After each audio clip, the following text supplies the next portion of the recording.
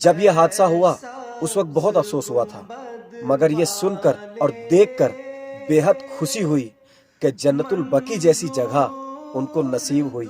और जो लोग उनकी मगफिरत की दुआ कर रहे हैं, उनको उनकी मगफिरत की दुआ नहीं करना है, अपनी मगफिरत की दुआएं करो, क्योंकि हम जिंदा हैं अभी।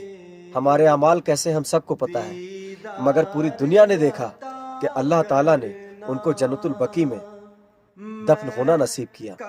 और यह सबूत है कि जन्नतुल बकी में दफन होना यानी जन्नती होना, इससे बढ़कर और कुछ नहीं, क्योंकि जन्नतुल बकी कोई आम जगह नहीं है। जन्नतुल बकी वो है जहां पर कई हजार सहाबा इकराम आज भी आराम फरमा रहे हैं। और गुंबद खजरा के साए में जन्नतुल बकी यानी मेरे नबी पाक सल्लल्लाहु ताला अलैहि वसल्लम के कदम मुबारक में, इससे खूबसूरत बात और क्या हो सकती है। अस्सलामुअलैकुम। મારી પાછળ જે તમે અહીંયા કબર જોઈ રહ્યા છો એ 45થી પણ વધારે કબર અહીંયા ખોદીને રાખી છે।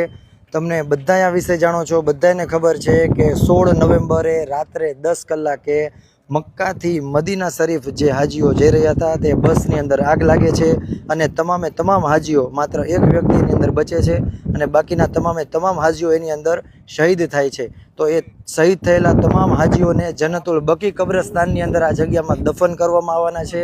અને અહીંયા જો દફન કરવાની રીત તમે જો તો કબર ખોદ્યા બાદ કબરને અહીંયા સાઈડમાંથી જગ્યા રાખવામાં આવે છે, જે આ જગ્યા રહી એની અંદર મયતને રાખીને અને એની ઉપર આ ઈંટ રાખીને પછી એની ઉપર માટી નાખીને કબરને બંધ કરી નાખવામાં આવે છે। અત્યારે આજે જુમ્મા છે અને 21 નવેમ્બર છે, તો એ બસ હાદસામાં 16 નવેમ્બરે જે હાજીઓ શહીદ થયા હતા એ બધાના DNA ટેસ્ટ બધાની ઓળખાણ કરીને અને આજે 5 થી 6 દિવસ પછી એ બધા લોકોને અહીંયા જન્નતુલ બકીની અંદર દફન કરવાના છે।